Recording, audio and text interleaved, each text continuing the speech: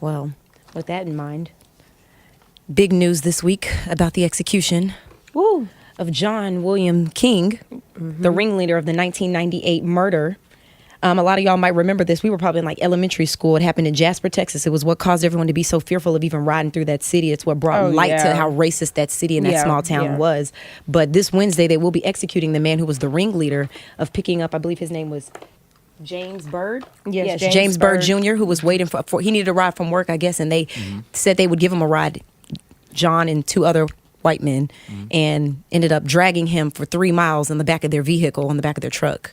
So obviously he never made it home that night.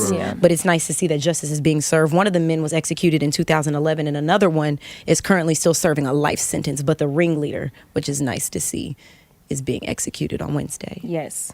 So that's nice. And Jasper's trying to do some type of reform as well because they want to be known as more than just a city that hates black people. Yeah. Which is nice. But I mean, I'm sure it's a lot of work that has to be done before you can get to that point. It definitely does. Like, and people need to acknowledge the fact that it happened. Because I was reading, about it, and I was seeing that his sister was saying how they want to erase that part of history. Yeah. But you can't do that. Like, it happened. People are scared to actually ride through the town. I've heard so many things, from my parents and my grandparents about this particular town. So acknowledge that it happened.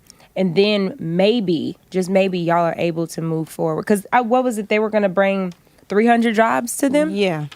Couldn't pay me enough to work out there. No, I'm sorry. no. I mean, I think that reform can happen there at some point, but me being as a person that has driven through there and you don't want to stop and even get gas, they look at you funny. Exactly. I'm good. I'll keep rolling until that bad boy hit E and it start clanking. Yes. There's a couple at Kerrville. I don't stop in Kerrville. It's a couple in Texas that's like, buddy, you keep going. Yeah, moving, buddy. Definitely. I mean, we're still in the South. Views are very still racist, but I just don't think there's much that they can do to not make it change. And we live in a history now, in a world now where they want to put everything under the rug. That didn't happen. Y'all forget about it. Your pain is not important. Yeah, they just know always what's say happening that. now. It was so long ago. Like, why are we still talking about it? Man, honestly, because we're still going through the same stuff. I think race is going to be like, how every country has their issue that they're just forever dealing with. I think for America, it's race. Agreed. It's the only issue that they literally went to war about with themselves. Like, so I mean, it's gonna take different faces and forms, but it's always gonna be that issue that like we always staring at ourselves about because.